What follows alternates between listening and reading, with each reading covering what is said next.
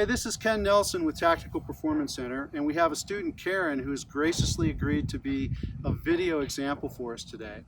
We're working with Karen on stance.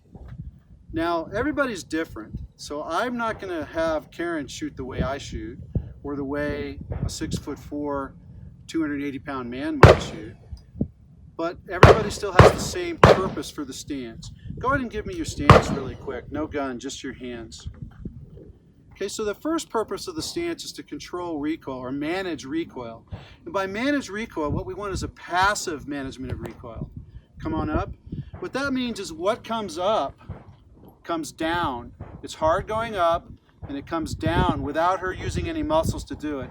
It's basically gravity applied through her skeleton to the gun, bringing it down. So what comes up is hard to do and comes down automatically. What goes back is hard to do and comes forward automatically. The passive nature of that's very important because it doesn't change when you're under stress or when you're fatigued.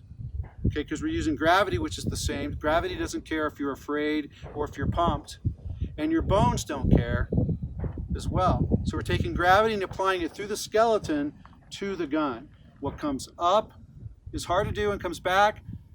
What comes back is hard to do and comes forward automatically.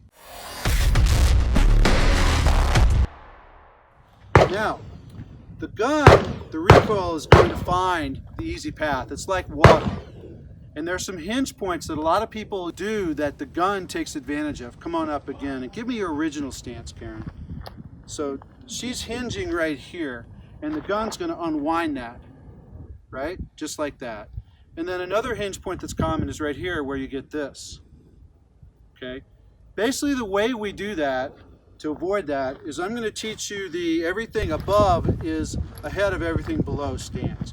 So what we're going to do is push our knees forward at the ankles and block our shoelaces. Then we're going to have our belt ahead of our knees. And finally, we're going to have our earmuffs ahead of our shoulders. Okay, go ahead and bring the gun up.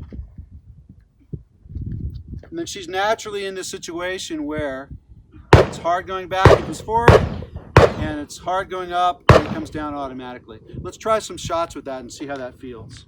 Go ahead and make ready.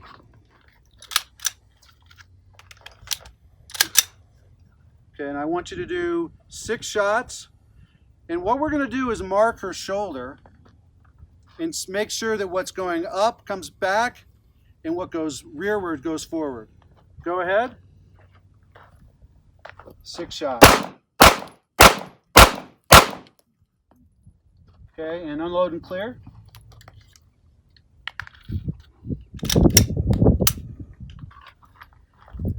So that's markedly better than the experience you had when you came to class, right? Absolutely. Felt comfortable? Absolutely. So again, the key is we're letting gravity do the work for us as applied through the bones. Recoil management is not about recoil control. It's about management. What goes up is hard to do and comes back automatically with no muscular use. What comes back is hard to do and comes forward without any change in your muscular tension. I'm Ken Nelson with Tactical Performance Center. Thank you, Karen, for being a willing subject, and we'll see you on the range. Thank you.